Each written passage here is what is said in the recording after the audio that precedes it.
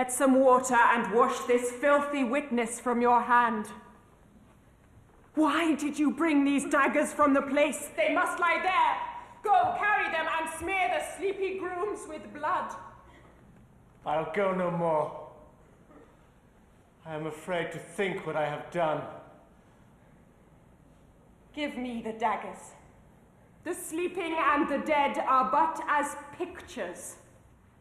'Tis the eye of childhood that fears a painted devil.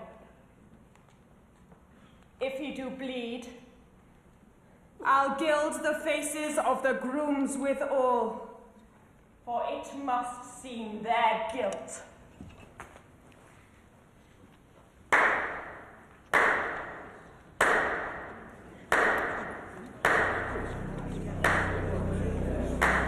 Father! How could you do it? How could you embarrass me on my first night in front of all those people? Embarrassed? Who was embarrassed? I was the one who had to sit there and watch my wife cavorting in the arms of another man. It's a play, George. It's William Shakespeare. It's nothing but an excuse. An excuse for bestial behavior and a chance to humiliate me in public. And with a man like Brian Martin. It's obvious you're having an affair. Don't be ridiculous, George. We were acting. God, what a fool I was. I should never have married you. So you admit it was a mistake? Well, I agree. So why don't we end this misery now? Please, George, I want a divorce. You think I'll give you a divorce? Absolutely not. But why not? Because I'm George Alfred St. Vincent Marsh, 4th Baron Edgware, that's why not. You are my wife. That is how you will remain!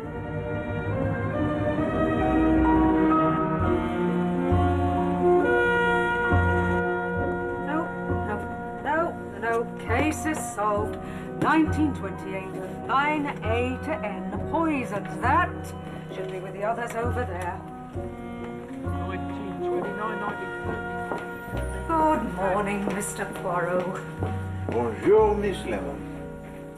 The last of the cases, they have arrived? They're just bringing them in now, but in quite the wrong order. I'm afraid I'm going to have to overhaul the entire system. And the post has come. Bon.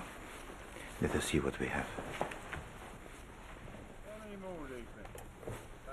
Huh? What have we here? An invitation to an evening with Miss Carlotta Adams? The actress.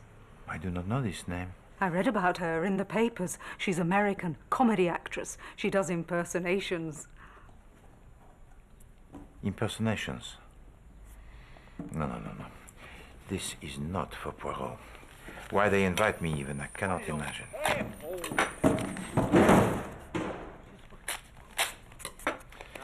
We have a telegram.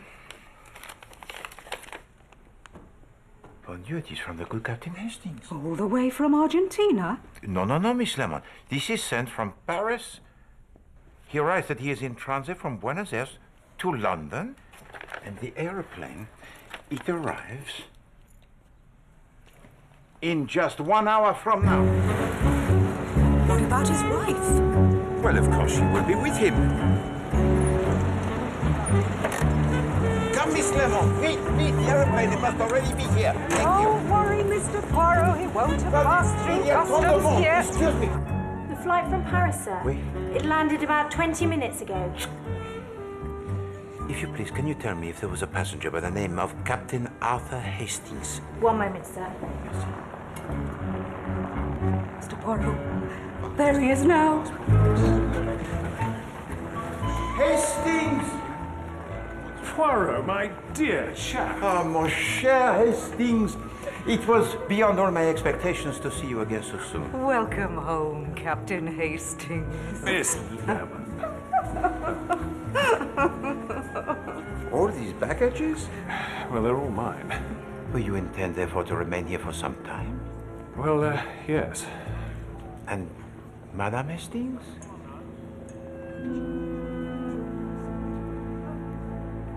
Well, everything was going fine until I made a foolish mistake. I invested in the Pampas to Fernandez Consolidated Railway. Well, they weren't consolidated. They didn't have a railway. And there's a huge mountain range between the two places. I lost just about everything. Poor Bella stayed behind to sell the ranch. I've come over here to find somewhere for us to live.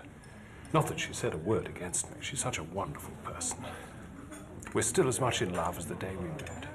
When, if I remember correctly, you thought her to be guilty of murder, n'est-ce pas? Yes, well, since then, I think I've learned what makes women tick. Ah, yes. The ticking of the women. It has always been a mystery to Poirot. Where will you stay while you're in London, Captain Hastings? Well, I'm booked into the Palace. Oh, the Piccadilly Palace Hotel. I'll start looking for a flat as soon as possible, if I can afford London prices. Poor Captain Hastings. You need taking out of yourself. I know. Why don't you take him to that show? Show? Carlotta Adams. It's on tonight, and everyone says she's most amusing. I'm sure you'll both enjoy it. No, Miss Lemon, I'm sure it would be of no interest at all. Well, actually, it might be just what the doctor ordered. I haven't any other plans.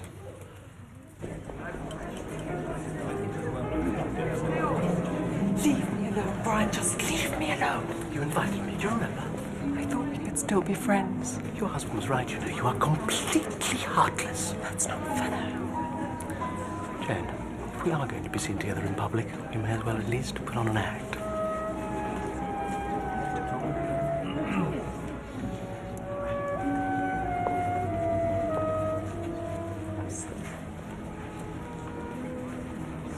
Who is that, Hastings? That's Jane Wilkinson, the actress. What a beautiful woman, Poirot. Yes, indeed. But also I am thinking the unhappy one. Pour me a gin and tonic, Godfrey, and make it a large one. I've been in America, you know. I haven't had a drink in 14 years. Yeah, you're really very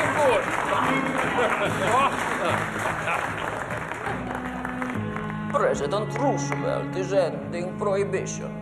I don't believe it. What's the man doing? He must be drunk. Meanwhile, in Berlin, the new chancellor is prohibiting everything. I say this to you today. I feel prohibit the artists. I feel prohibit the writers. If you don't agree with me, I will prohibit you!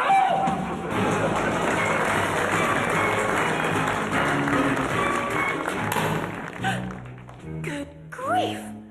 Someone has shot Herr Hitler. So, who do we call in?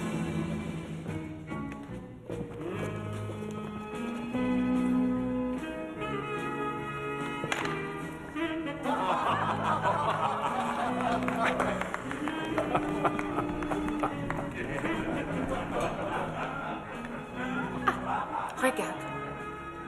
There is a dead body on the floor. I will now have to use my little griselles.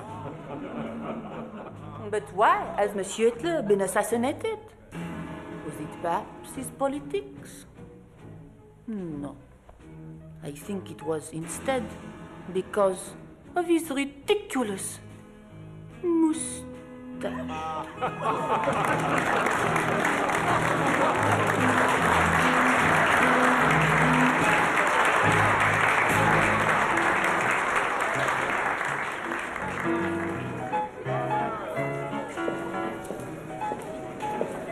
Well, thank you, Poirot. I really enjoyed that. I must say, I thought those impressions were absolutely spot on. You thought so, Hastings?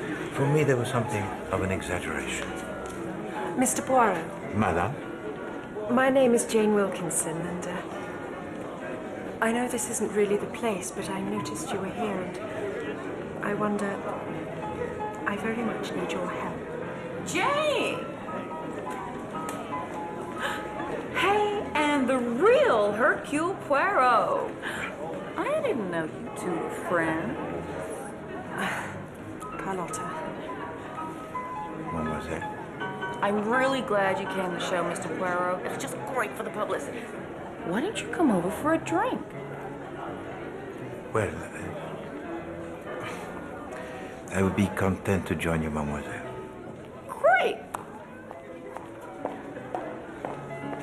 Look who I just found. Mr. Poirot, this is my very best friend in London, Penny Driver, who makes the most wonderful hats. How do you do, Mr. Poirot? Mademoiselle. You must know Brian Martin. Monsieur Martin. And this is Ronald Marsh. I'm a theatrical producer, Mr. Poirot. Monsieur Marsh. Trying to sign on Carlotta. How did you enjoy the show? Well, it was most educational. I thought it was splendid. Oh, well, please sit down, join us. Waiter, more champagne.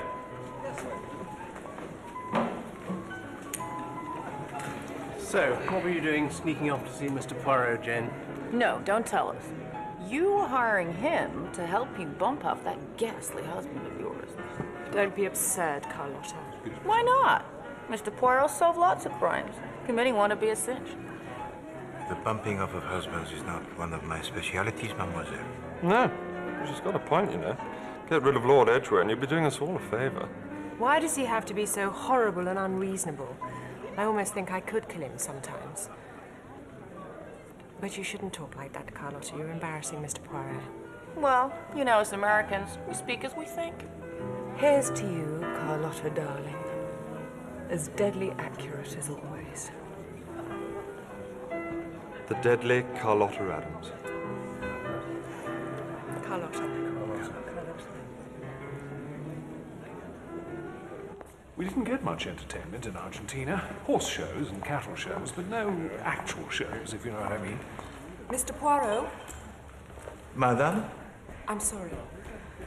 I couldn't talk to you back there, but I really do need your help. It is a matter that concerns your husband, madame? Well, he's not really my husband anymore. We live quite separate lives, but... Well, you see, he refuses to give me a divorce. It is perhaps because he still has the feelings for you, madame. Oh, no, I don't think so. I don't think George has feelings for anyone. He's a queer man. His first wife ran away from him, you know. She died in complete poverty. And now, he enjoys tormenting me, Mr. Poirot. What is it that you wish me to do, madame? Could you talk to him for me? I know it sounds strange, but there really is no one else I can turn to. If you could just tell him that you'd met me and let him know what he's doing to me, maybe coming from you it might mean something. Your husband, Lord Edgware. He has a house at Regent Gate. He travels a lot, but he's in England at the moment, and I really have to go back. Will you do it for me, Mr. Poirot? It's killing me, this whole business. I don't know how much more I can bear. I will visit your husband, madame, and see what I can do. Thank you. Thank you. I was so glad when I saw you here tonight.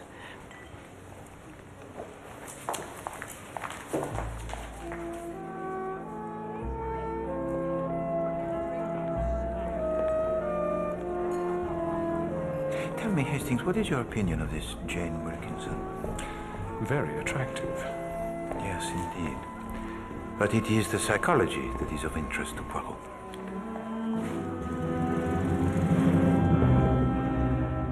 Monsieur Poirot and Captain Hastings, my lord. I can't give you a lot of time, Mr. Poirot. I'm leaving for Paris tomorrow morning. There's a painting I wish to acquire.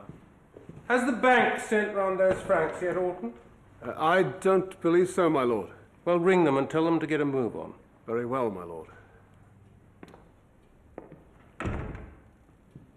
Now, in this note you sent me, you said you were acting for my wife. That is so. I thought you were something to do with crimes. What do you want with me? Lady Edgware has asked me to approach you on the matter of your divorce. Yes. It was her suggestion that you and I should discuss it. There's nothing to discuss. So you refuse? What are you talking about? I agreed to the divorce a month ago. Why are you wasting my time? I do not understand. It's very simple. When I last saw her, it's true I objected to the divorce. But then, thinking it over, I changed my mind. So why haven't you told her? I have told her. I wrote her a letter. I told her I'd decided she could start proceedings after all, and as far as I was concerned, the sooner the better. It is very curious. I do not understand this at all. Is this about money?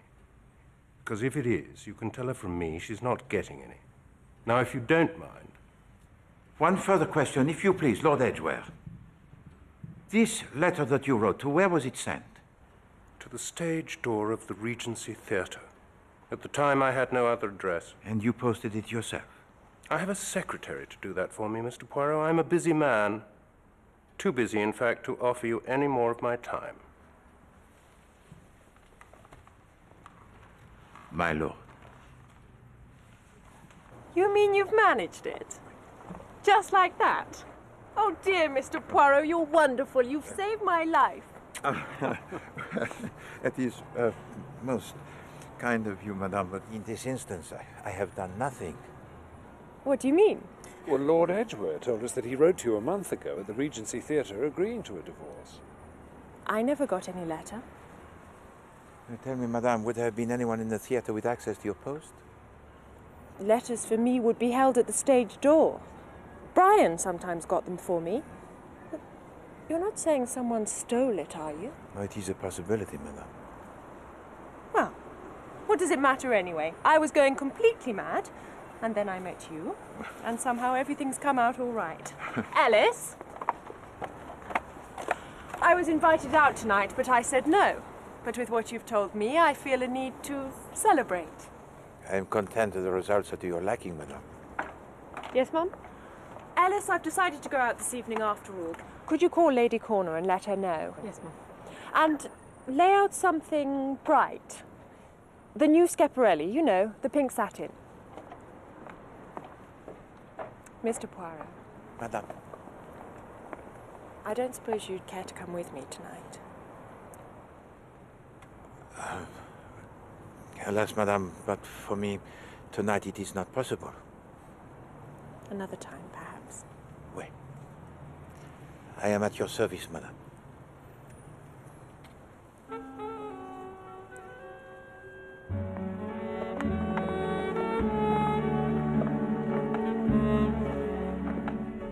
I say, Poirot, you were going it a bit up there, weren't you? But there is a quality in Lady Edgware that is most attractive. Do you not think, Hastings? Oh, don't tell me you're falling for her. No, Hastings. Poirot, he does not fall. He observes merely. Well, I'd better be getting back to the hotel. Yes, indeed. Oh, Hastings, the reason that I said I was occupied tonight, it is that I hope you will dine with me. Oh, that's very kind of you, Poirot. Come at 7:30, mon ami, and please, Hastings, I beg of you, do not be late.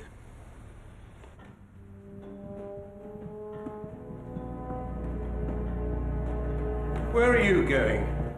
Dressed up like a dog's dinner. Going to the opera. Don Giovanni with the Dortheimers. Ah, ghastly nouveau riche. Father, You could choose your friends with a little more discretion. at least I have friends. Miss Carroll? I'm working tonight and leaving early tomorrow, so try not to disturb me. You called, sir? Yes, I'd like to dictate a letter. Do you mind? It'd be a pleasure, sir.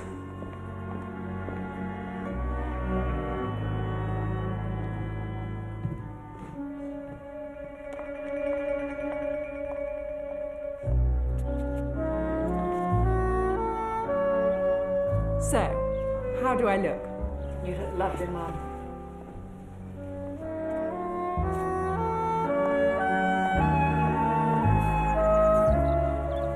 What a lovely evening. I can't believe everything's going my way.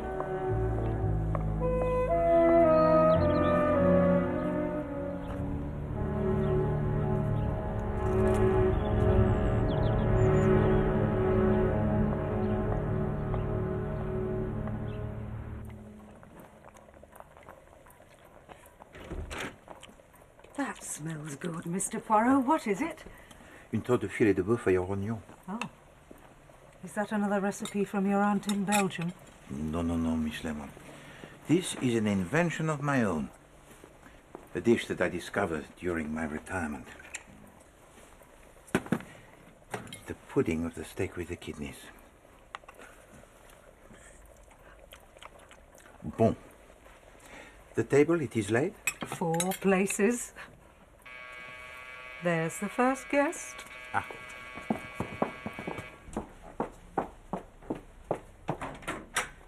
Chief Inspector. Very nice to see you again, Miss Lemon. Come in. Something smells good. Poirot cooking. Steak and kidney pudding. Ah. And this is just what you'll need.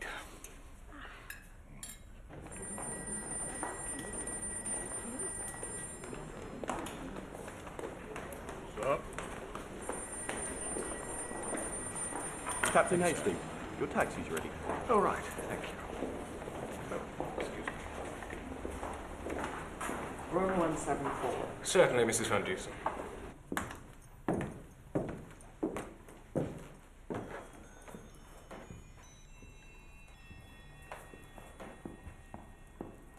Thank you, Thompson. That is excellent.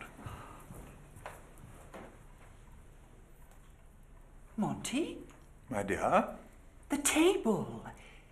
It's set for 13. Is it? Oh, yes. Well, that's Lady Edgware, isn't it? Is it?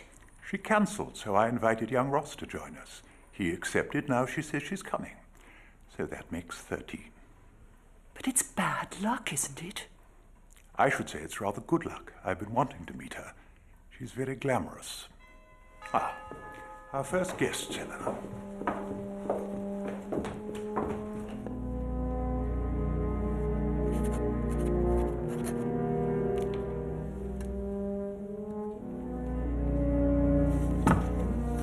Thank you, Miss Carroll. Can I get you anything, sir? What? Well, I was going to have a drink, and I was wondering if you... What are you talking about, woman? You're suggesting I'd want to have a drink with you. Well, sir, You're getting airs above your station, Miss Carroll. Maybe you should start looking for another job. Now get out.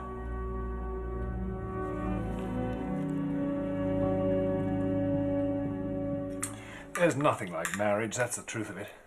The day I met Bella, it was as if I'd found myself. Ever since, I've been a completely different man. A different man, yes. Could say the same about me, I suppose. But you're happily married, Chief Inspector.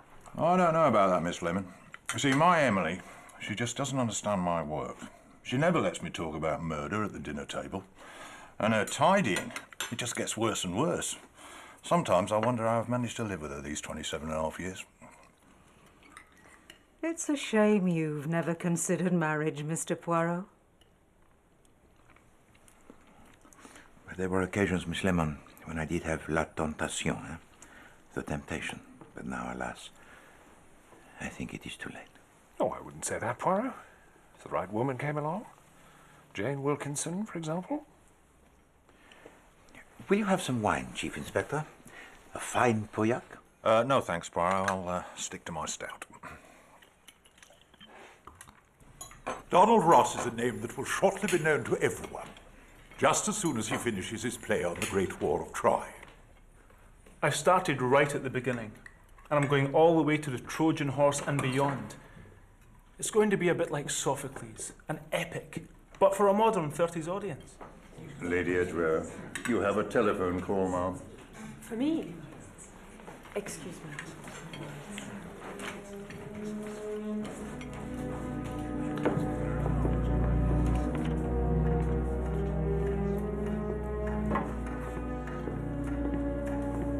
Hello?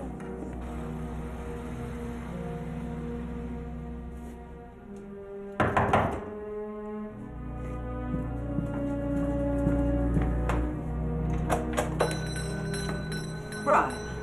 I have to see you.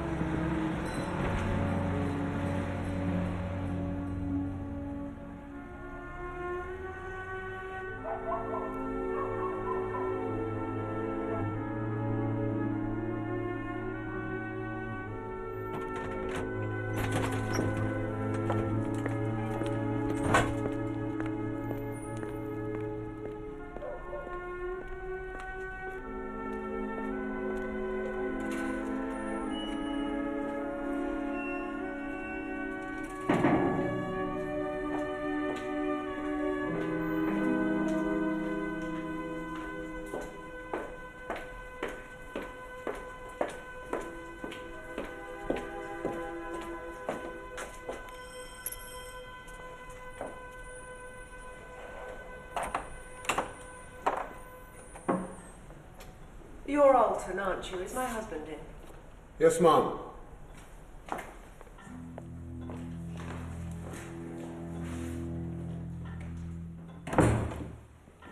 It's all right, Alton. I know the way. Yes, ma'am.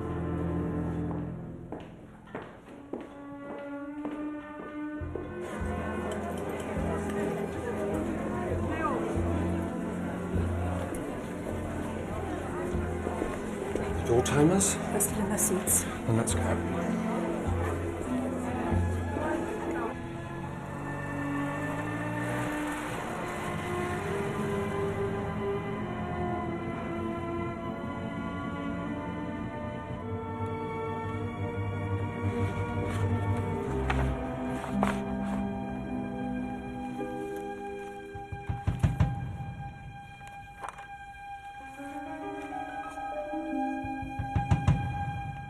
Right.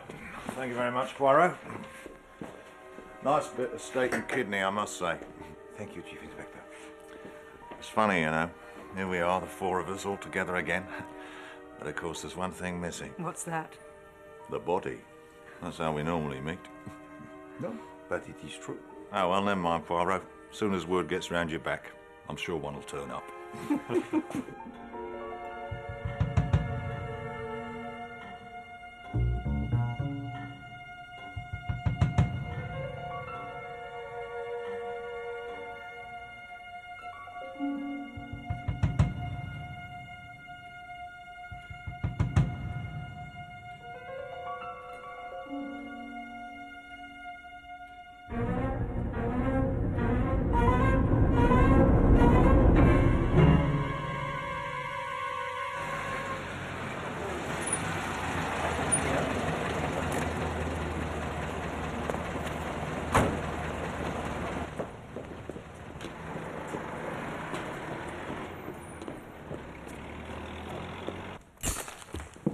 Morning, Poirot. Captain Hastings. Chief Inspector. You got my message, then? Yes, Chief Inspector, we came immediately. Looks like we spoke too soon last night. Stabbed in the neck, around about 10 o'clock. Have you discovered any money, Chief Inspector? Money? Well, when we were last here, Lord Edgware had commanded from his bank a sum of money in francs. Oh, that's right. He was just about to go to Paris. Well, we haven't found any money. But I'd be interested to know what the two of you are doing here. Had he asked for your help? No, Chief Inspector. It was Lady Edgware who had asked for me to intercede on her behalf. She wanted her husband to give her a divorce. Ah, so that's the motive then, is it? The motive, Chief Inspector? Well, I already know it was her. I just want to find out why. Now then, Alton, I want you to tell my friends here exactly what you told me. Yes, sir. I answered the door just after 9:30. I'd heard the clock sound the half hour. That's how I'm sure of the time.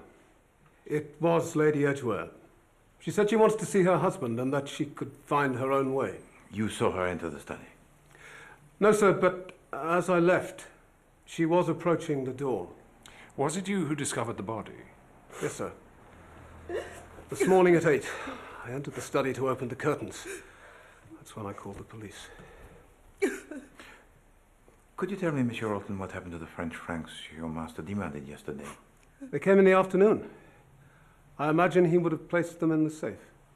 Lord Edgware's solicitor will have a combination. You have worked here for how long, Monsieur Alton? 1 month, sir. And how many times have you met Lady Edgware? Oh, only once, sir. But I could have sworn it was her. It was her. I'd know her anywhere. And I saw her quite clearly.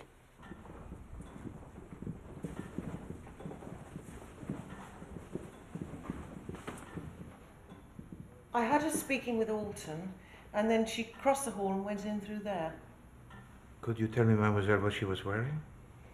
She was wearing black, a black dress and lace sleeves, and a hat. Mm-hmm. And this hat, it was also black? Yes, very modern with a slanting brim. I see.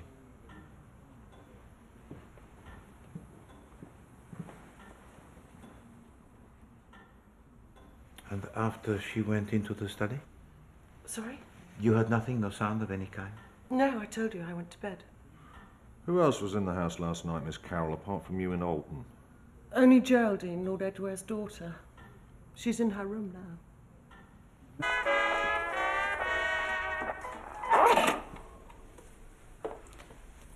I didn't love my father. I suppose I could lie to you, but why should I? I hated him. But if someone's gone and killed him, I'm glad. There you are. I wonder if you could tell us your movements last night, Miss Marsh. If you insist. I went to the opera. Don Giovanni at Covent Garden. I left at around 7 and I wasn't back until well after midnight. When I got home, I went straight to bed. Satisfied? Did you enter the study of your father? No. There was a light on under the door, but I didn't want to see him. I never wanted to see him. I don't suppose there's anyone who can corroborate your story, is there? You could talk to my cousin if you like. Ronald Marsh. He was at the opera. In fact, we had a drink together in the Into. But why are you wasting your time interrogating me? Why aren't you talking to Jane? Lady Edgware. Well, she was here, wasn't she? Miss Carroll saw her and Alton. It seems to me you've got an open and shut case.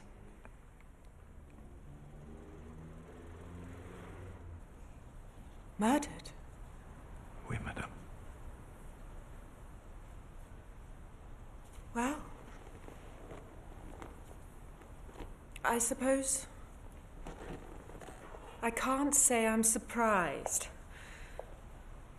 He wasn't a kind man, or a good one. But it's still horrible. Nobody deserves to die like that.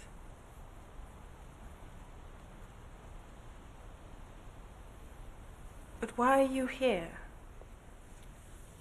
Mr. Poirot, you can't think... Can you tell us your movements last night, Lady Edgware?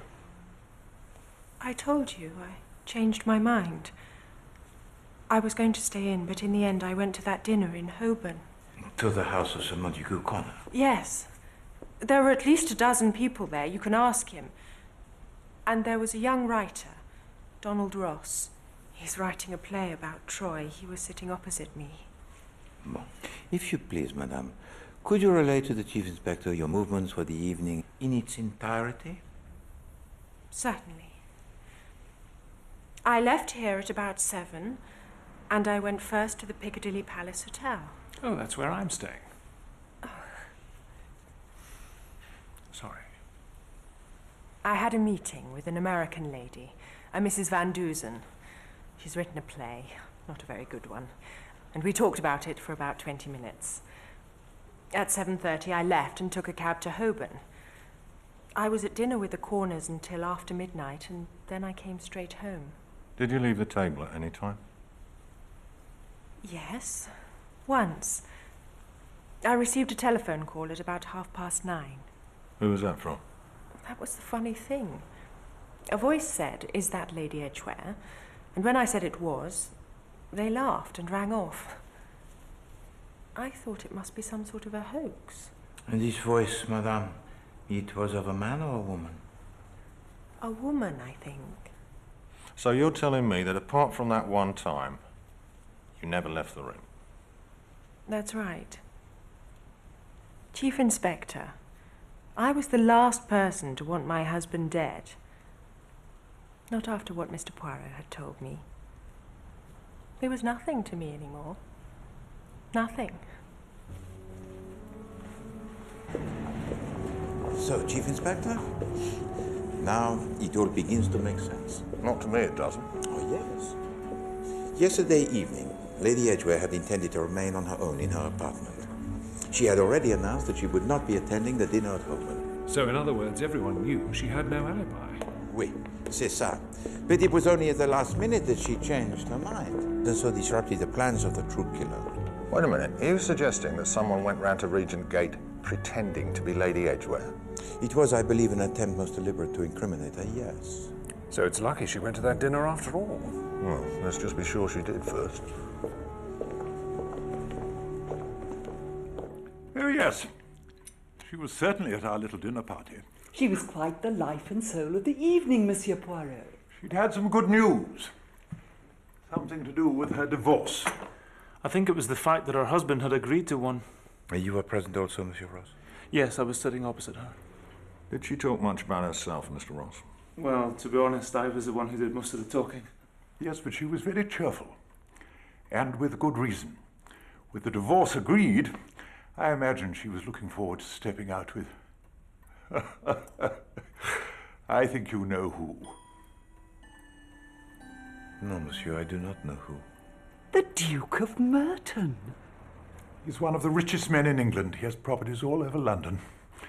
My wife would dearly love to have him to dinner. And they have known each other for some time, Lady Edgware and the Duke? No, I believe they met only recently. It must have been love at first sight. Is it true that Lady Edgware took a telephone call while she was here? Yes. Now, when was it? About 9:30. But she was only out of the room for a couple of minutes. I'm sure it wasn't any longer than that. She was the first to leave the table. I'm sorry, Lady Corner. I mentioned it to my husband just before the guests arrived. There were 13 of us to dinner, and you know the old superstition. Yes, the first person to leave the table was Nobody believes that. We had 13 to dinner, and she was the first to get up. It means she's going to die.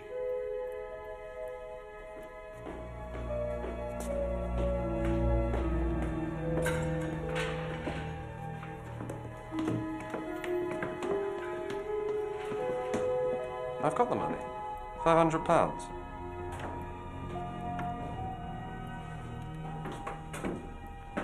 Well, it's all here waiting for you. If you don't believe me, you only have to come round. Ronald. Jimmy, my dear. So, how does it feel? What? To be the new Lord Edgware? No more creditors for a start. It's splendid. Have you spoken to the police yet?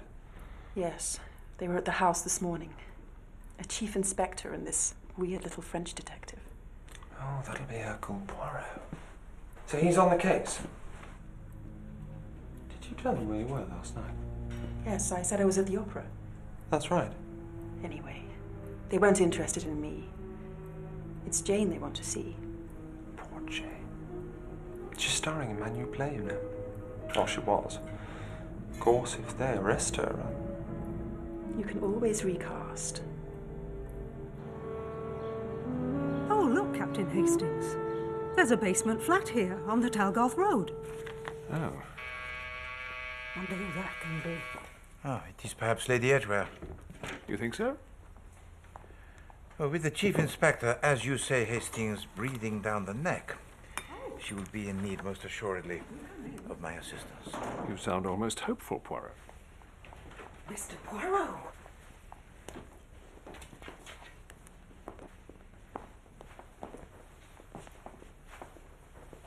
Monsieur Martin.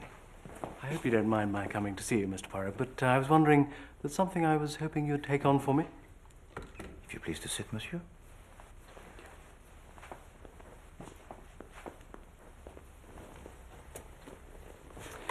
Well, the thing is, you see, I have a friend, a lady friend, and she's being followed. And this lady friend of yours, she calls herself? Well, I can't tell you her name, not yet. But I was with her the other day, and I actually saw the chap. He's an ugly-looking fella. He's clean-shaven, his glasses, and he has a gold tooth. You spoke to this man? Oh, no, he was there 1 minute and gone the next. And I wish I could tell you more.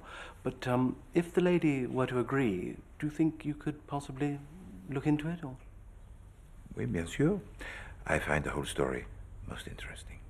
That is a relief.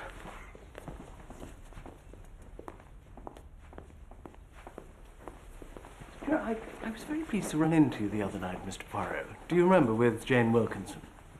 Yes, indeed. I was thinking about her, you know, and about her husband. It was just such an extraordinary thing for her to say, that she thought about killing him. Do you think she had it in her to commit murder? I'm sure of it. I know her, you see. I mean, she's terribly sweet on the surface. But she would kill as easily as drink her morning tea. Believe me. Perhaps you are not aware, monsieur, that the husband of Lady Edgware, he was indeed murdered last night. What? Murdered? You're not being serious. It is not a subject about which I have the habit to joke, monsieur. Oh, but that's it. Oh, my God. Well, what I was saying just now, I didn't mean... And therefore, by necessity, this matter of yours, the man with the gold tooth. Oh, yes, of course. I mean, that will have to wait. You will speak nonetheless to this lady friend of yours, and if she wishes for me to investigate on her behalf, then... Thank you very much, Mr. Poirot. I'm very grateful for your time. Monsieur?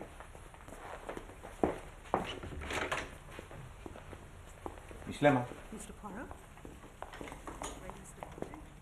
So tell me, Hastings, what is your opinion of all this?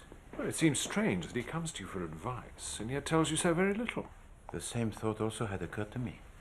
I didn't know you knew Brian Martin, Mr. Poirot. He's a wonderful actor. We met him at the Gaiety Theatre the other night, that cabaret, Carlotta Adams. The Impressionist. How could I have been so blind? Mr. Poirot? Miss Lemon, telephone to the Gaiety Theatre at once. Ask her the address of Mademoiselle Carlotta Adams. Tout suite. Every minute is of value. What's the matter, Poirot? I don't understand. Oh, Hastings. Do you not see? But I have been so slow. Imbecile!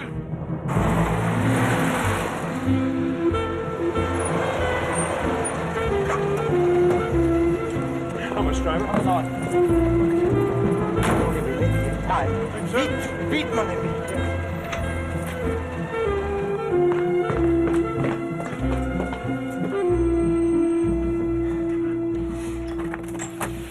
Yes?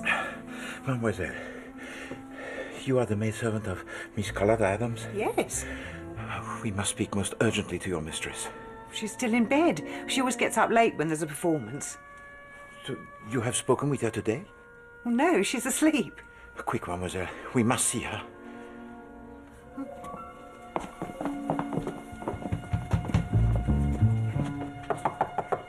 Miss Adams! Miss Adams!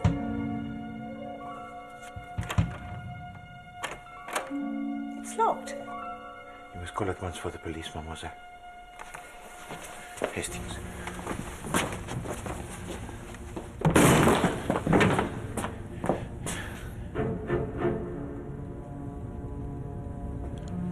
Mademoiselle.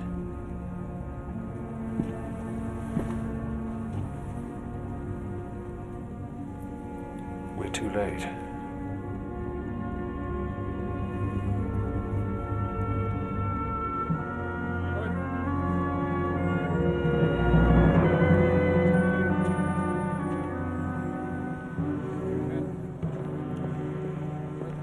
Sounds like an overdose to me, Poirot. Veronal or something of the sort. Oh, the sleeping draught. Of course, it could have been accidental. No, I think not. So you're saying that Carlotta Adams went to Regent Gate disguised as Lady Edgware? And then had to be silenced to make sure that the identity of her employer remained secret. So the idea was to frame Lady Edgware from the very start? Yes, Chief Inspector. To ensure that she was hanged for a murder she did not commit. I don't see it, Poirot. Then let me show you.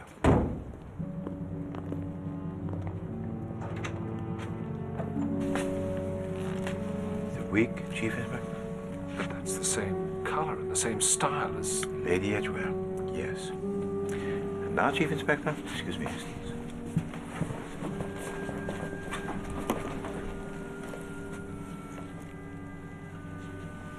The shoes designed to increase the height.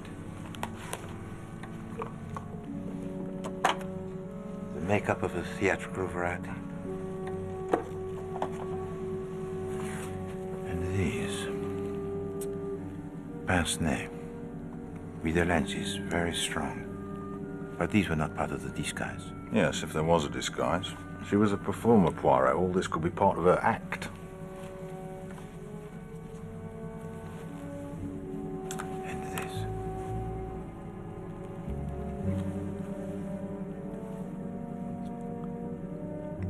Veronal, just like I thought. CA from P. Sweet Dreams, November the 10th. November? That's 7 months ago. Well, there we are then. That proves she was taking the stuff. Perhaps.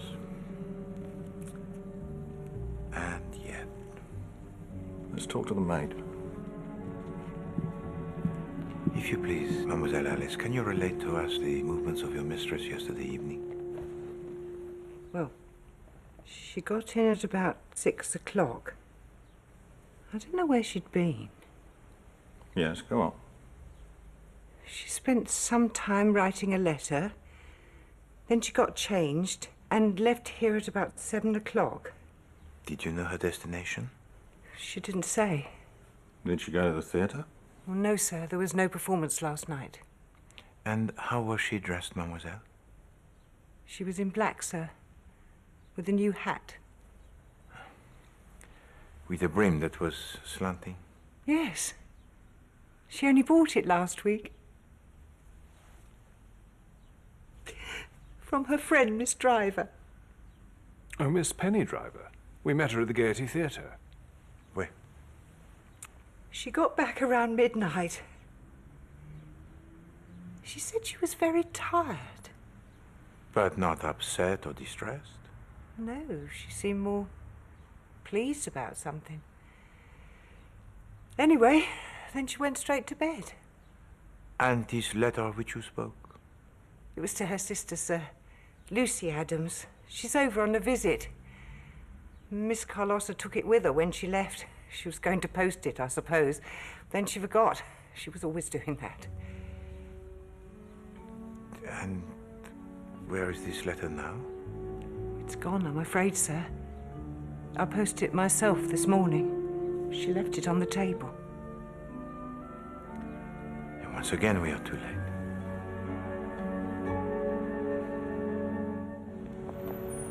Do you really think that somebody paid Carlotta to imitate me? To go to the house dressed like me? That is how it would appear, madame. But she didn't kill my husband. No. It was enough that she was seen there. No, somebody believed that you had the motive to be rid of Lord Edgware. They believed also that you would be at home on your own. With no alibi. They wanted to see me hanged.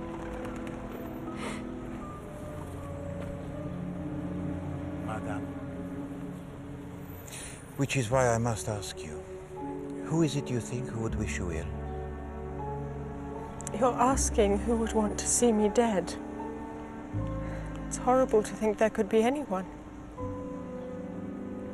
Do I really have to name names, Mr. Poirot? If I am to protect you, oui. Well, I suppose Geraldine never liked me. After all, her father left her mother to marry me, and you know her mother later died. It hasn't been easy for her. Tell me, what of Monsieur Brajan Martin? Why do you mention him? We were lovers, Mr. Poirot, for a short while after I knew my marriage had fallen apart. I was so unhappy and I turned to him. And then you met someone else? That's always been my trouble. I fall in love too easily. First George, that was a horrible mistake. Then Brian, and now Percy. The Duke of Merton. But this time I know I've got it right. He really is so sweet and kind, and he needs someone to look after him. He and I plan to marry as soon as we can, and you'll be invited. Ah, the grand wedding. At Westminster, yes. That's what he's always wanted. I just fear all of this business will frighten him off. He so hates scandal. Mr. Poirot, will you talk to him? Will you tell him that everything's going to be all right? Once again, you make of Poirot the ambassador? He's coming to my apartment later. You could meet him there. Where? I knew I could trust you the moment I met you. You really are my guardian angel. I should be afraid, but I'm not. Not while you're here. Do not be anxious, madame. All will be arranged. You have my word.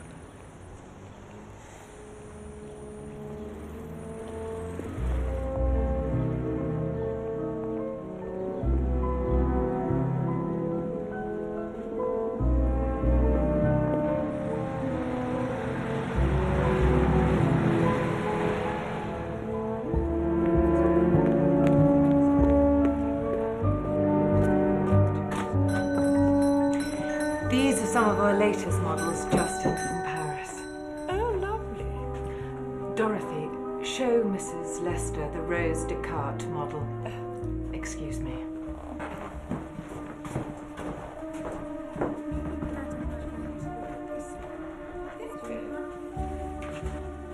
What are you doing here? It's not working out the way we thought it would. What do you mean? I've just seen Jane. She hasn't been arrested. She was in the park with Poirot. The way they were walking together, you could almost imagine. Anyway, she's got him lapping at her feet, so I think you can take it that she's more or less off the suspects list.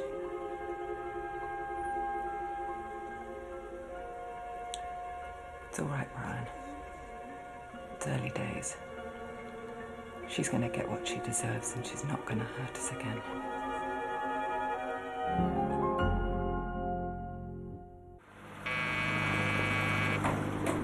I'm sorry, Chief Inspector. Mr. Poirot went out first thing this morning. Well, don't tell me he's still got this bee in his bonnet about Lady Edgware that somebody deliberately set out to frame her for her husband's murder. Well, it is still a possibility. I don't know how, but it seems to me she's got him round her little finger. Maybe that's the sort of woman she is. Oh, I wouldn't say that. I've never thought of women as the manipulative sex. Certainly not been my experience. Anyway, Chief Inspector, aren't you forgetting something? Lady Edgware was at dinner when the murder was being committed. No, I haven't forgotten that, Miss Lemon. It looks like she's off the hook. However, you can drive from Holborn to Regent's Gate in 5 minutes. I've just done it myself. So if she had a car waiting outside... But Donald Ross said she wasn't away from the table for more than a few minutes in total. Well, maybe he lost track of the time. Do you have no other suspects, Chief Inspector? Oh, I've got plenty of suspects, Miss Lemon. Ronald Marsh, for example, Lord Edgware's nephew. Theatrical producer, heavily in debt. He needed the money, not to mention the title. Well, there you are, then. Money's the oldest motive in the book. And then there's Geraldine Marsh, the daughter, whose mother died after Lord Edgware abandoned her. She told us to our face how much she disliked her father. So it could have been either of them. Yes. But who was the real target? That's what beats me. Lord Edgware or Lady Edgware? May I take your hat, sir? Thank you, Alice. Jane, darling. Mr. Poirot, it's a pleasure to meet you. Monsieur le Duc. Jane has spoken a lot about you. Would you like a drink, darling? Tea or coffee? No, I can't stay long. This business, the death of Lord Edgware, really is the most terrible thing. That Jane should be involved. You know, I'm relying on you. We're both relying on you to sort it out. And if there's anything I can do to help... You could perhaps tell to me how it was that the two of you met? It was at the theatre. Macbeth. A wonderful performance. Quite wonderful. Lord Edgware was there that night, and I saw how he behaved. He was a brute of a man. Despicable. I can't help but think that he deserved what he got. Although that's a terrible thing to say. I won't lie to you, Mr. Poirot. I'm glad at the way things worked out. And as soon as there's been a decent interval, Jane and I plan to be married. If she'll have me. Of course I will. I wish to you both much happiness. I hope we'll see you at the cathedral, Mr. Poirot. I know how you've taken Jane's side, and I want you to know how much I appreciate it. Monsieur, madame.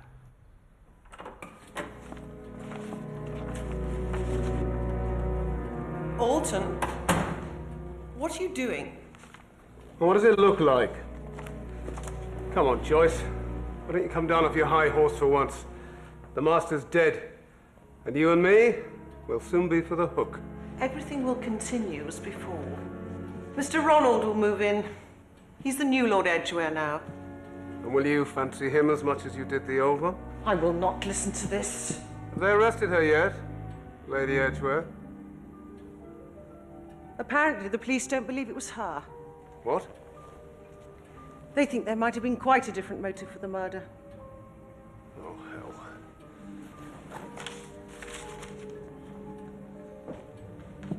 Alton? Alton?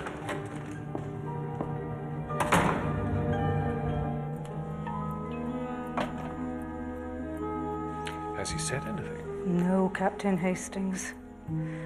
I think you'd better go and talk to him. I've never seen him like this.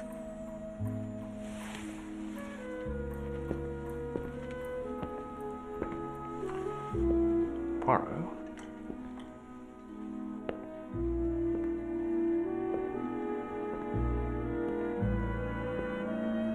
Are you all right? Oui. Summer. She really has rather got to you, hasn't she? You reach a certain age, you think romance has passed you by, and when it does finally hit you, it really bowls you over. What is it of which you speak? Or Jane Wilkinson. Hastings. I think of the murder of Lord Edgware and the questions to which there remain no answers. I think of the letter written by Carlotta Adams to her sister and the pince nez that were discovered in her handbag, but absolutely not do I think of Jane Wilkinson. Very well, if you say so. Mr. Poirot! That was Chief Inspector Japp. There's been a development. Mr. Trubshaw, the solicitor, unlocked it this morning. No one else had the combination. I felt I should call you straight away. And the French francs, they are nowhere to be found. How many francs are we talking about, Miss Carroll? Well, a considerable amount. Lord Edgware was about to leave for Paris. He told the butler Alton to call the bank. And where is Alton? Well, that's why I called you, Chief Inspector. He seemed very agitated yesterday when I told him that you hadn't yet made an arrest. And this morning he's failed to appear for work.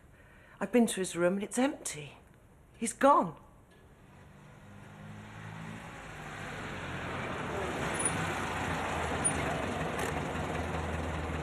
1 and 6, please, madam. Thank you, madam.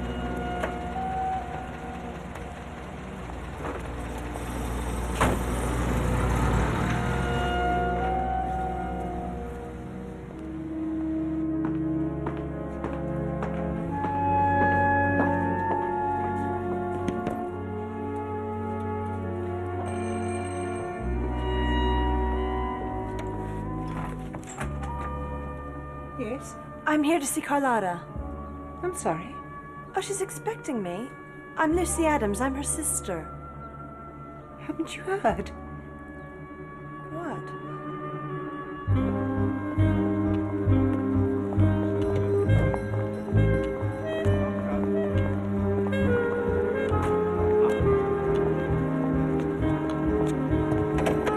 Thank you, Hastings. Mademoiselle Driver. I didn't know if I should call you, Mr. Poirot, but Lucy insisted when she heard you were on the case. And where is she now, mademoiselle? Upstairs. She had a terrible shock. Well, perhaps she came to you because you were a friend of her sister. Yes.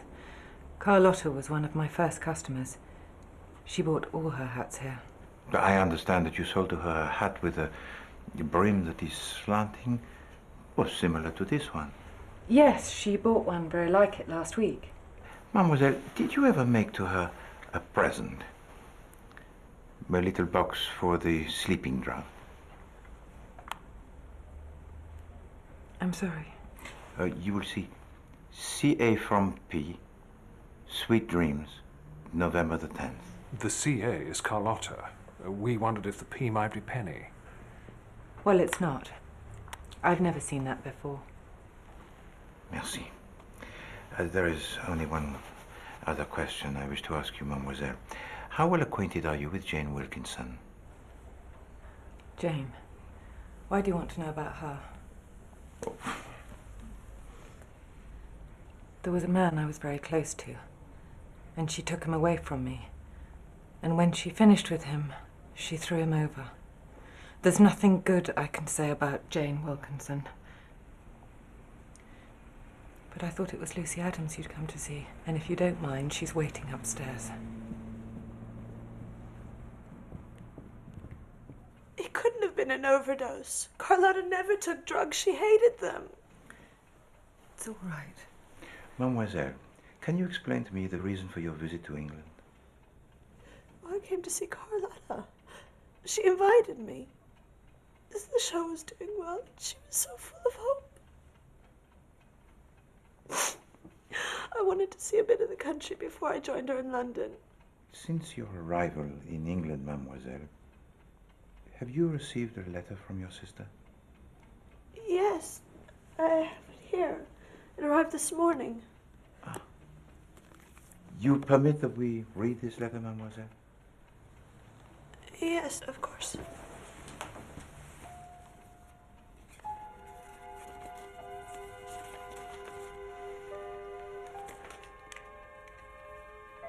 Dear little sister, I'm sorry this is so scrappy, but things have been rather busy. The show is a success, notice is splendid, box office good. The whole of the first page is about the show. Oh yes, it continues here. I met Ronald Marsh the other night. He's a theatre producer, and he tried to persuade me to come in on one of his new shows. I don't know, though. He drinks quite heavily and has no money of his own, although it turns out he's the nephew of Lord Edgware, who sounds no beauty, I can tell you. Anyway, Ronald loved my review, and he asked me if I'd be interested in earning some money for a practical joke that would prove just how good I was. I laughed and said, "How much?" Lucy, darling, the answer fairly took my breath away. $2,000. After that, we laid our heads together and got down to details. I'll tell you how it went when you arrive in London. I can't wait to see you, little sister mine, yours... Carlotta.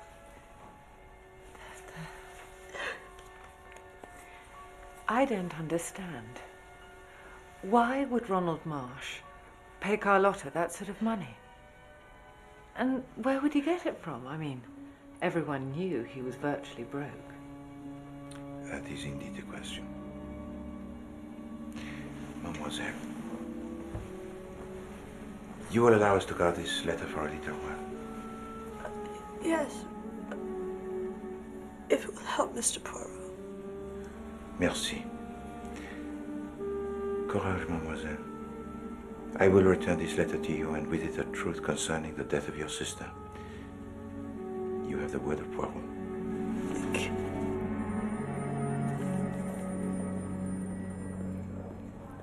Well, this is it, Poirot.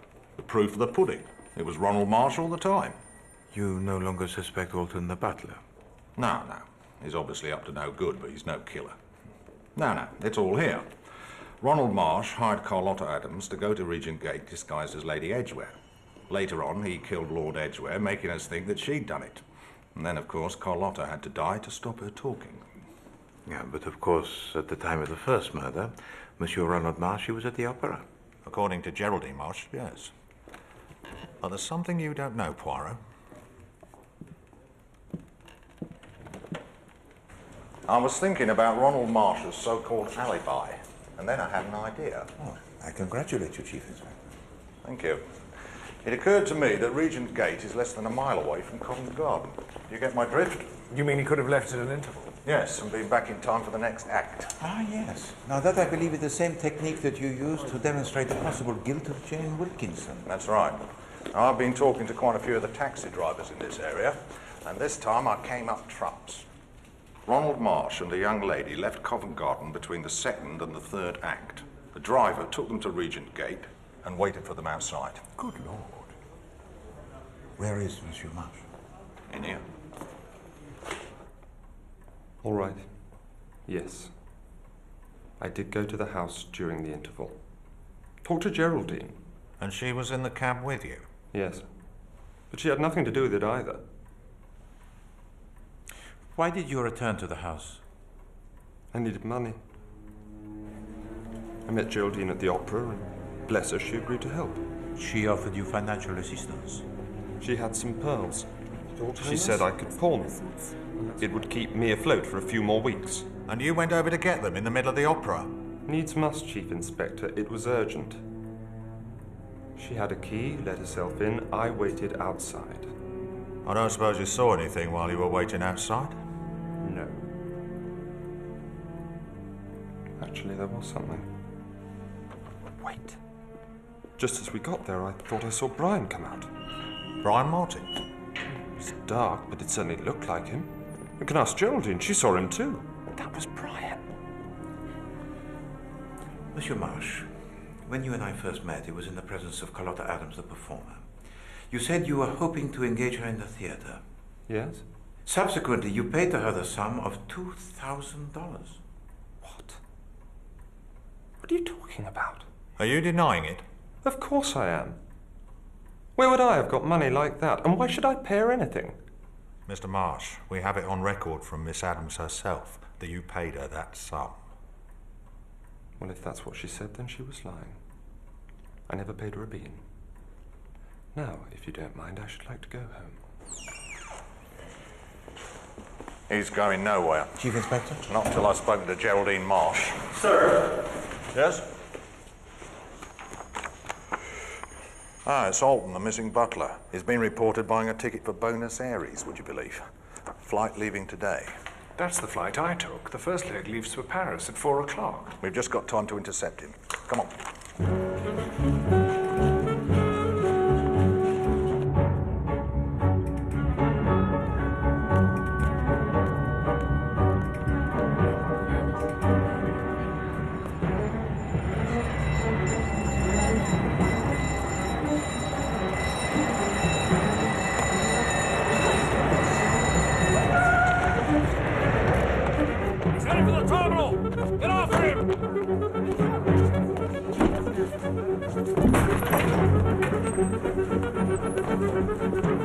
There he is! Stay where you are, Alton. Wait here.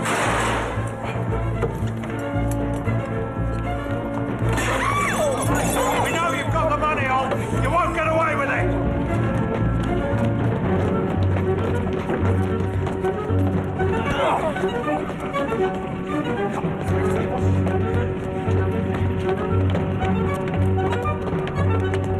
Come on, this way. Give yourself up, Alton. You don't stand a chance.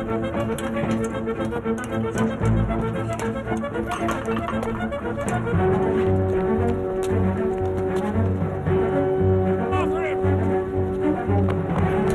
Hold him!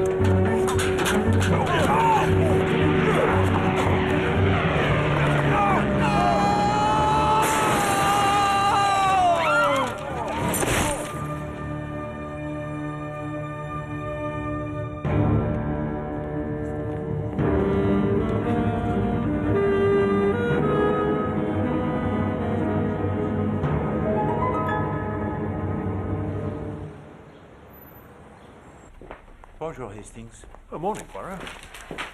You had a telephone call earlier from Ronald Marsh, Mr. Poirot. He rang to invite you today to what he called a celebratory lunch. Jack must have released him already. Oui. Mademoiselle Geraldine must have corroborated his story. And perhaps Alton did kill Lord Edgware after all. No, Hastings, I think not. Well, then who did? 5 questions, Hastings. That is all. 5. The answers to which will reveal to me the truth. 5 questions, Mr. Poirot. Fire away. We know that Lord Edgware changed his mind on the subject of divorce and that he wrote a letter to his wife to acquaint her of that fact. Or you sent it to the theatre. Oui, and it was indeed posted by Miss Carroll. But why was it that this letter was never received by Lady Edgware? To whose interest was it that this letter should not arrive? What's the second question? The telephone call that Lady Edgware received at the dinner at Holborn? Assurément, it was to make sure she was indeed there, but who has made this telephone call and why? I can't help you there. What's the third question, Mr. Poirot? The third question, Miss Lemon, concerns the pince-nez that were discovered in the handbag of Carlotta Adams. Now, neither she nor Lady Edgware wore spectacles such as these. So what is their purpose, and to whom do they belong? That's a good question. Next we come to the letter written by Carlotta Adams to her sister. In it she states quite clearly that it was Ronald Marsh who paid her $2,000, but Monsieur Marsh, he denies this. And it is true that he had in his possession not such an amount. So why are you saying Carlotta was lying? No, but it is perhaps that she concealed the true identity of her employer.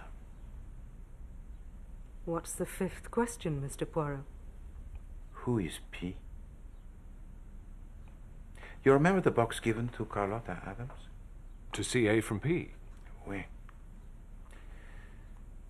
Who was it that gave to her this box? This I would like to know most dearly. What was the first question again, Poirot? Actually, I may be able to help you, Mr. Poirot. My file on London jewellers.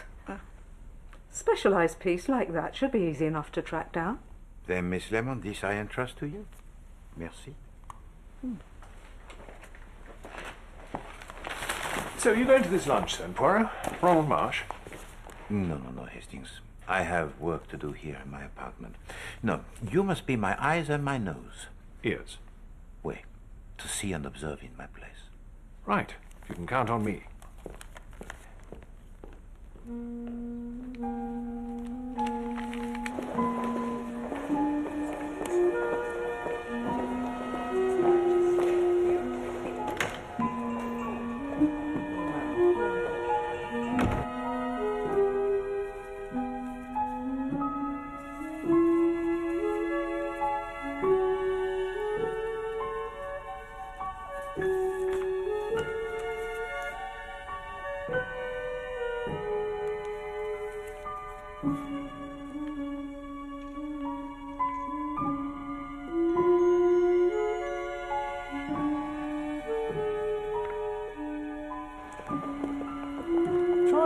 Madam, on the right. Thank you very much. Sweet. Oh, Captain Hastings, do sit down. Thank you. Hello. Mr. Poirot couldn't make it then? No, I'm afraid he has to work. Captain Hastings, is it true about Alton? Yes, I'm afraid he died trying to make a run for it. But the police don't think he was responsible for the death of Lord Edgware. Well, I wish they'd find out whoever did it. This whole thing is driving us mad. It's suffocating us. Don't worry. Mr. Poirot won't give up. I know he won't. Well, that's right. You know, he's never failed yet. I don't suppose you remember me, Captain Hastings. I'm Donald Ross. We met at Sir Montague's. Yes, of course. You're a writer. A great writer. I've just finished reading his first play, The Trojan Wars. It's going to be a smash. We're all here to celebrate freedom and independence. I suppose the toast ought to be to whoever did kill him. He or she did us all a great favour. No. Oh, come on, Jane. Can't say you weren't pleased to see him go. No. But any one of us sitting at this table could have killed him. But I won't drink to that. I simply won't.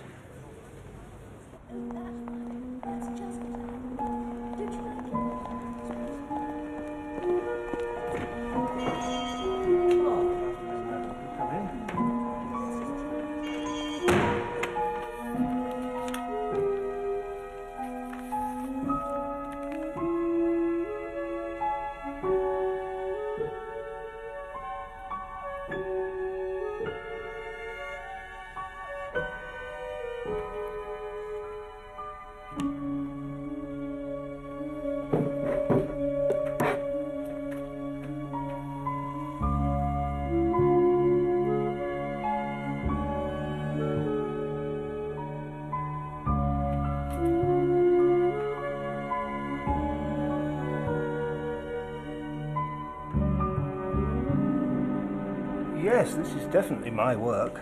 I recognise the inscription. It was commissioned only a few weeks ago. Only a few weeks ago? But it's meant to be a souvenir of something that happened in November. That's 7 months. Yes, I wondered about that too. Can you tell me who ordered it? Yes, it was a lady. Give me a moment. Ah, here. A Mrs. Van Dusen. Van Dusen? Yes, elderly lady, if I remember rightly. Dressed in black, with a fur cape. Grey hair, I think. Oh, yes, and she was wearing pince-nez. Don't get me wrong, I enjoy private lives as much as anyone, but no coward is simply a passing fashion. Light-hearted and instantly forgettable. So where do your passions lie, Mr. Ross? Well, at the moment I have to say I am fascinated by the judgment of Paris. But Paris doesn't have any judgment at all when it comes to fashion. These days one has to look to Milan and New York. I was referring to the judgment of the shepherd boy Paris. He gave the golden apple to Aphrodite and so sparked off the war with Troy. Oh, that Paris. Why do we have to talk about theatre all of the time? Percy, you must be bored rigid. I could never be bored with you. Paris. Mrs. Van Dusen. You are sure of this name, Miss Lim? Absolutely, Mr. Poirot. Then this is the same lady that Jane Wilkinson met here at this hotel on the night that her husband was murdered. Here we are, sir. Mrs. Van Dusen, room 174. She booked in for one night. One night only? Yes, sir. Actually, I do remember her now I think about it. An American lady, elderly. She wore, pince-nez. Yes. I wouldn't remember her, only the maid said the bed wasn't slept in, which seemed odd at the time. Oh, Poirot. Ah, Hastings. How went the lunch? Oh, it went off pretty well. They were all there. Brian Martin, Penny Driver, Jane Wilkinson, and even the Duke of Merton. Oh, and that writer chap, Donald Ross, was there. He asked you to telephone him. Come on. Yes, he seemed puzzled by something. Gave me his card. When was this, Hastings? Half an hour ago. And he asked me to telephone him in front of all those people? Yes. They have a telephone at the desk, Mr. Poirot. May I use your telephone, please? Of course, sir. Merci.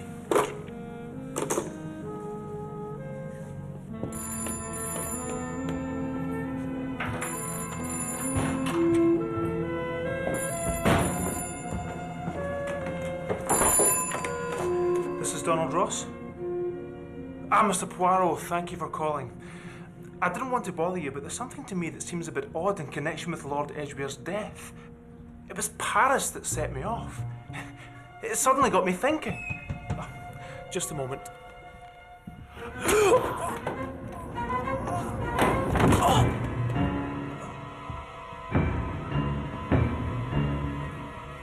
Stabbed in the neck, same as Lord Edgware. And it actually happened while he was talking to you on the telephone. Wait, but before he had time to explain to me what he wished to say. This is all my fault, Poirot.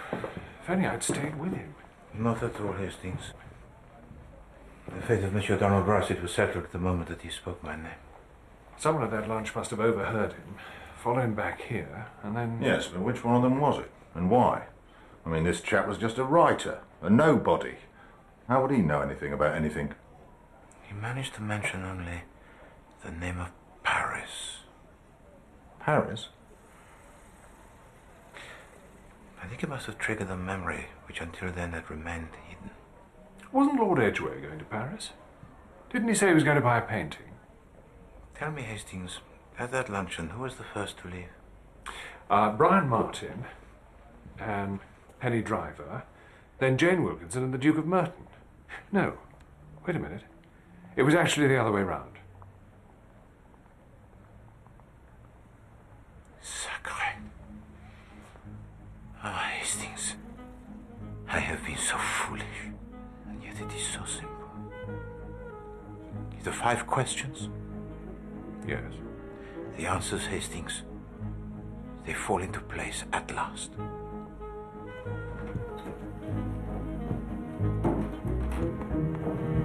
I'm afraid Lady Edgware isn't in, sir. But it is not Lady Edgware I have come to see, Mademoiselle Alice. It is you.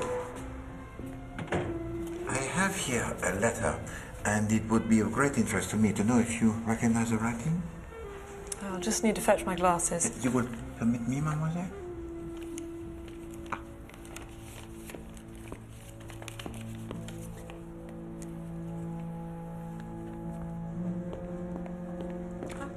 Thank you, sir.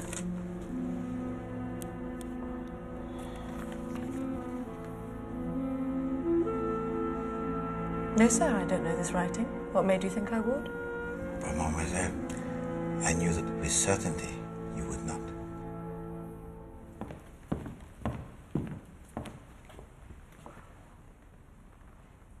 And so, we return to where we began, huh? It was here during an evening of entertainment that I first met many of you who gather here again today. Little did I know that that very same night, a murder most ingenious, it was being planned. Are you saying you know who killed him, Mr. Poirot? Was it one of us?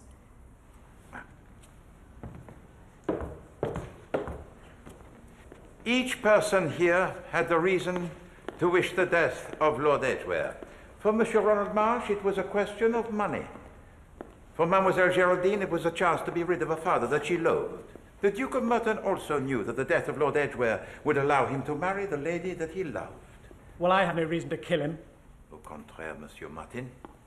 It is my belief that you had the greatest reason of all. You were in love with Jane Wilkinson, were you not? I don't really It see wasn't that. love. It was infatuation. Brian feels nothing for her now. And you believe that his feelings now are for you alone? We're in love, yes. We have been since the day we met. And yet Jane Wilkinson stole him from you. Ah, yes, mademoiselle. Even now you cannot speak her name without the anger. She is a woman you would be glad to see hanged. To murder Lord Edgware, and then to frame Jane Wilkinson for his death, that would be revenge indeed. No, I never thought of that. Yes, you did. Why else did you come to me with this cock and bull story about the man with the gold tooth? What? It wasn't true? Ah, Hastings, it was like something from the cinema. I saw that at once.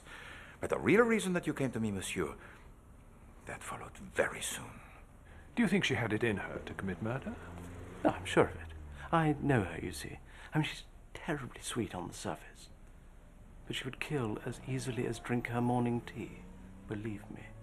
You came to me for to poison my mind against Jane Wilkinson. To impress upon me the fact that she was a killer. But you already knew that Lord Edgware, he was dead. And how did you know this, monsieur?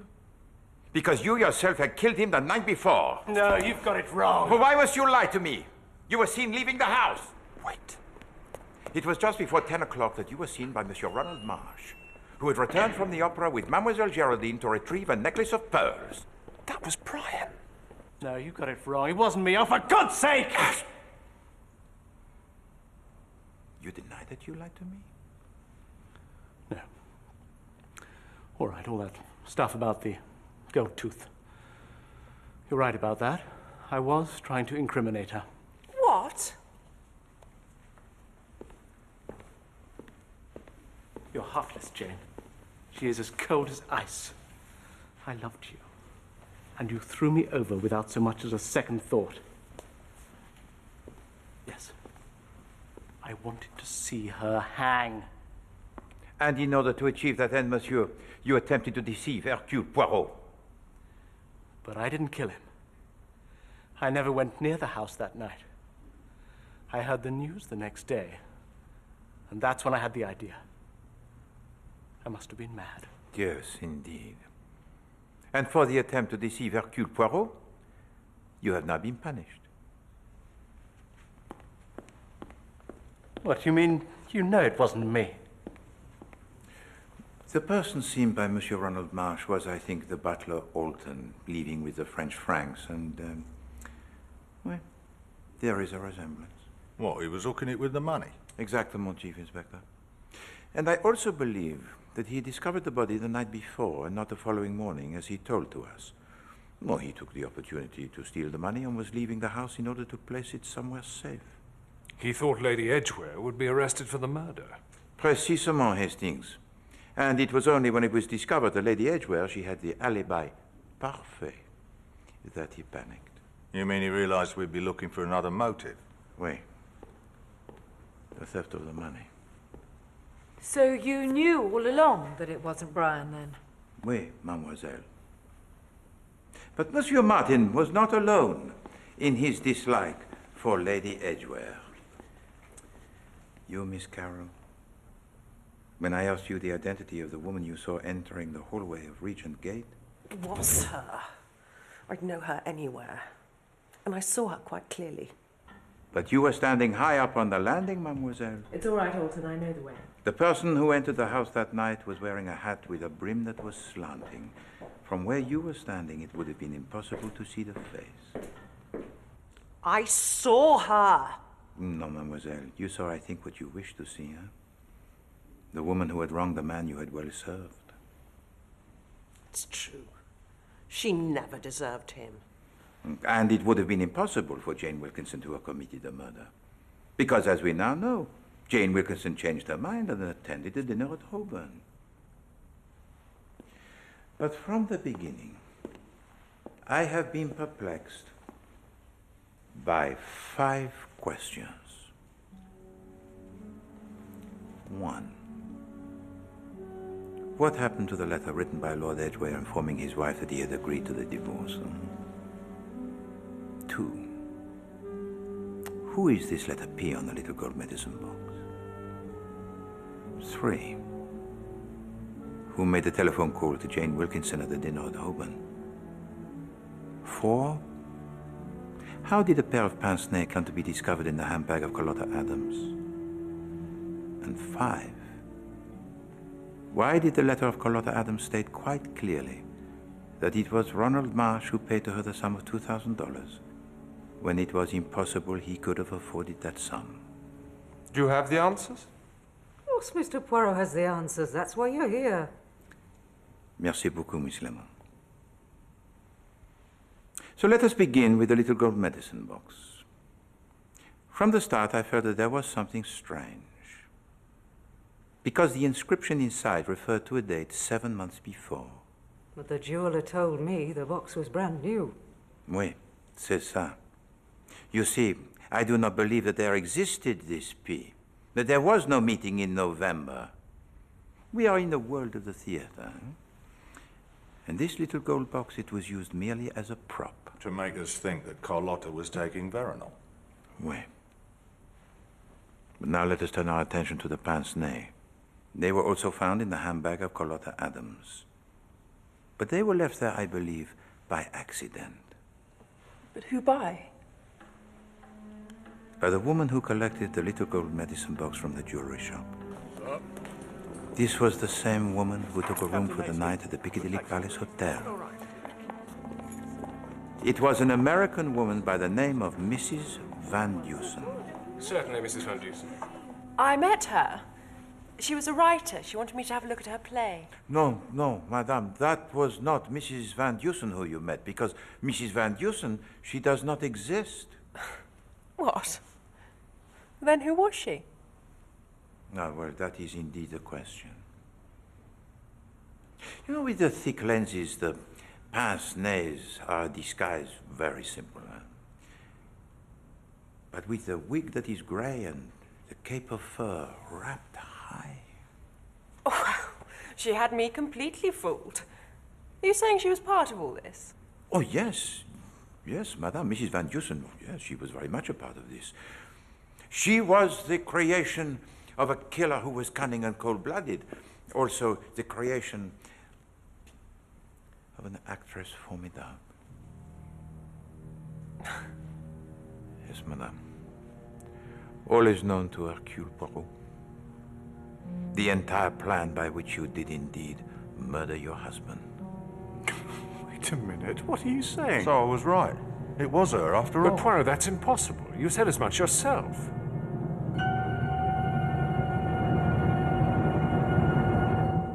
Not impossible, mon ami.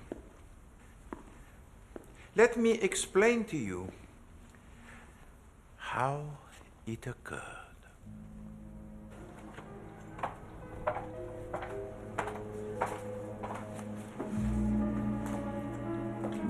Thank you, Alice. 7 o'clock in the evening, Jane Wilkinson leaves her apartment for the Piccadilly Palace Hotel. On the way there, she makes a stop. For when she arrives, her appearance, it has changed. Now there is the grey wig, the pince-nez. Room 174.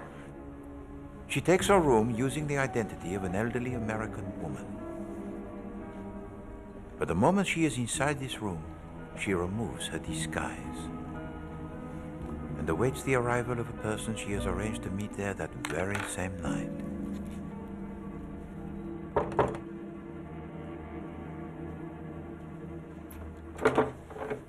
Carlotta, darling. It's wonderful to see you. So, are you sure about all this? Are you really game? You bet I am. Tonight, I'm going to prove to you just how good I really am. And now the moment for the second disguise. It has arrived. As arranged previously, the two women exchange their clothes. There, what do you think? It's amazing. You're me. For tonight, Carlotta Adams is about to play the great practical joke. This evening, she will become Lady Edgware. Could I have a taxi, please? Certainly, Lady Edgware. You know, all the time it had been so simple, huh? And yet still I did not see. Until a chance remark was made by my good friend and colleague, Captain Hastings. It was actually the other way round. Those were your very words, n'est-ce pas, mon ami? Yes, but... And suddenly, all became clear. Just as soon as Always I had assumed that Carlotta Adams had been paid to act the role of Jane Wilkinson, while the real Jane Wilkinson attended the dinner at Holborn. But actually, it was the other way around. It was Carlotta who went to the dinner in Holborn. That's impossible. Someone would have recognized her. No, I do not think so, mademoiselle. There was the wig, the clothes, and Carlotta Adams was a performer most accomplished. The dining room was lit only by candlelight. And you must also remember that no one at the table had met the real Lady Edgware on more than one or two occasions. But it was still a risk most grave. It was essential that Lady Edgware should ascertain whether this deception had been a success. And it was for this reason that she made the telephone call to the dinner at Holborn. It's gone like a dream. Nobody suspects a thing. That's wonderful, darling. I knew you could do it. Bye.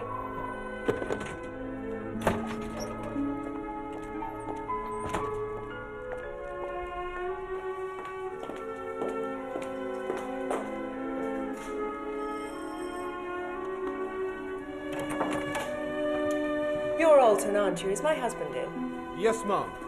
The butler Alton had only been employed there for 1 month, so he hardly knew her. And if he did express his doubts, it would only be his word against hers.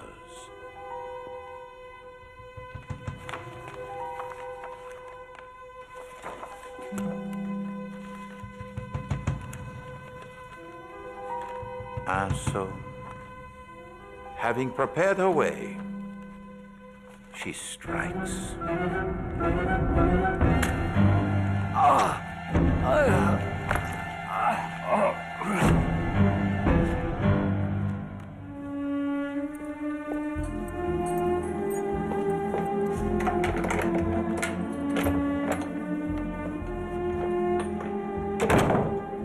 But Carlotta Adams must not be allowed to relate her tale.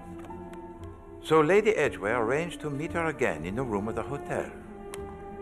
Perhaps they will have some wine to celebrate the success of this great practical joke.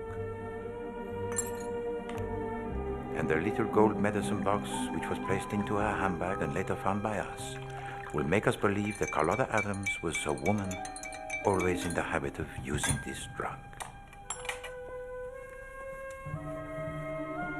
Lady Edgware learns all the details she must know if she is to pretend that she did indeed attend the dinner at Holborn. I was sitting opposite this young playwright. Scottish, His name was Donald Ross. Carlotta Adams sips her wine. On about this play of his. 1 hour later, when she has returned home, the veronal will have taken its effect. It was all about the war at Troy. You made 2 mistakes, madame. The pince-nez that you used for the disguise of Mrs. Van Dusen, you took from your maidservant Alice. In all of the exchanges of costume, madame, you left the pince-nez in the handbag of Carlotta Adams instead of your own. Did I? Yes, you did. But more serious was your encounter with the young writer, Monsieur Donald Ross. I'm fascinated by the judgment of Paris. But Paris doesn't have any judgment at all when it comes to fashion. It was indeed a social gaffe to show such ignorance on the judgment of Paris. But only a few days earlier, he had explained to you his play, The War of Troy. It was inconceivable that a woman who had known then of which he spoke could be so ignorant now. Paris. So he saw through her. Malheureusement, Monsieur Donald Ross expressed his suspicions in the presence of Lady Edgware. And it was at once that she knew that he also had to be silent.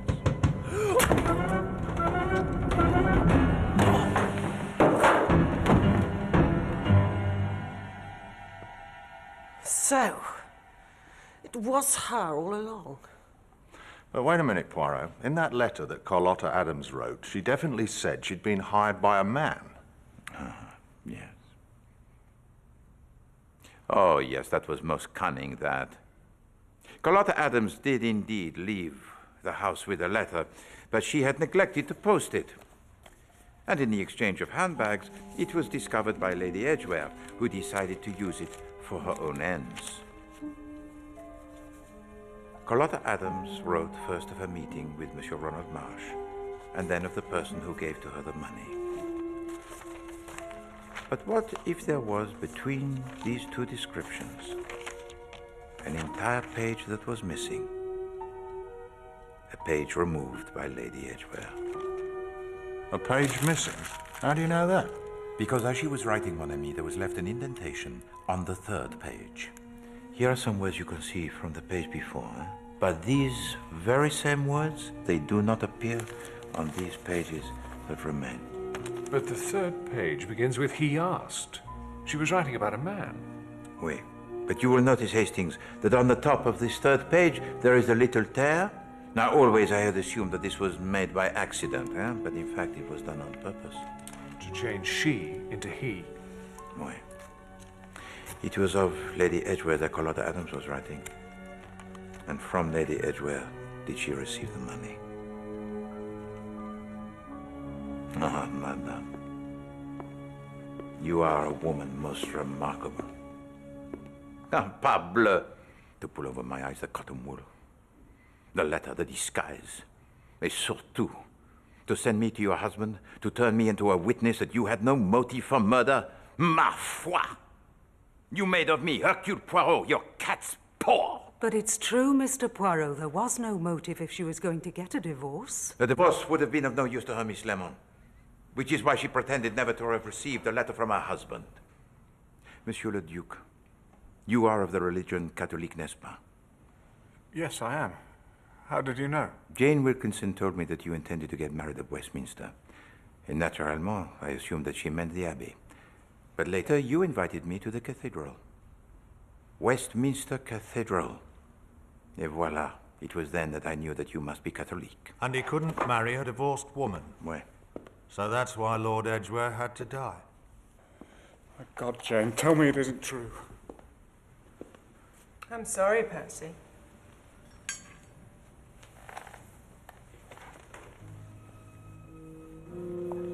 I really thought I'd get away with it, you know.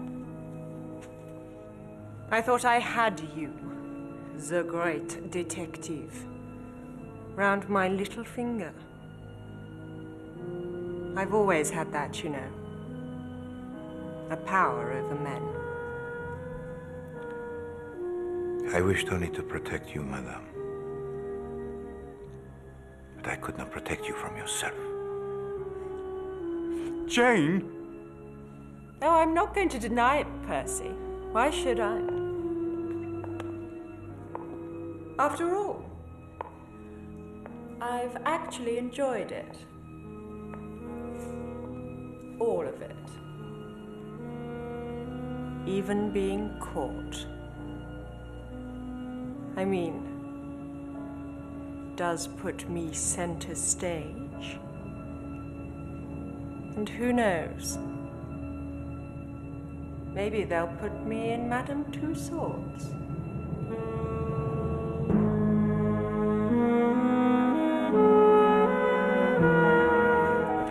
Poirot, I came as soon as I got your message. What is it? It is this, mon ami. It arrived for you today. Oh. Oh, it's a cheque made out to me for... Good Lord. From the Duke of Merton, I understand. Well, yes, but... After the arrest of Lady Edgware Hastings, the Duke, he made contact with me. For him, it was the lucky escape, huh? He felt he deserved, as he said, a reward most substantial. But shouldn't this be made out to you? Come, no, pardon tout, mon ami. It was you who provided the clue that was vital. The other way round? Précisément, Chief Inspector. And therefore it is to you, Hastings, that the reward rightfully belongs. I thought we ought to celebrate. It should be sufficient, mon ami, for you to purchase an apartment in London. Oh, I don't know, Mr. Poirot. I saw an interesting investment opportunity in the financial pages this morning. Oh, yes. The Northern England Railway Corporation. They're building a new line from Liverpool to Carlisle. Oh, yes, I read about that. They say you could double that cheque in a couple of weeks. Do you really think so? Absolument, mon ami. Of course, they will have to construct a bridge over 6 miles of water. Yes, and then they've got to get across the Cumbrian Mountains. Oh, the Scorful Pike's only 3,000 feet high.